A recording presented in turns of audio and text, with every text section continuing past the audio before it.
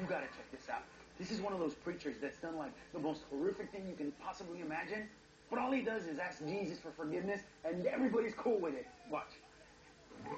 Oh, brothers and sisters, I was evil, crazy with sin. I did a drive-by while on PCP. But then I accepted Jesus Christ in the man life. Can I get an amen? I opened up a porn shop filled with little Asian boys. Then I found Jesus. I watched the Wiggles while I masturbated. Then Jesus showed me life. Bestiality. Jesus. Cannibalism. Jesus. I took Cialis and got a 6-hour erection, and I did not call my doctor. Put your teeth out.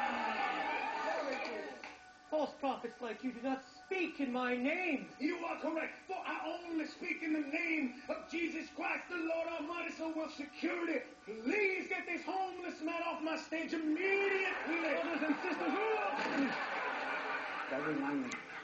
I forgot to tell you, bro. I crashed your car this morning. What? Jesus! I forgive him. I'm not Jesus.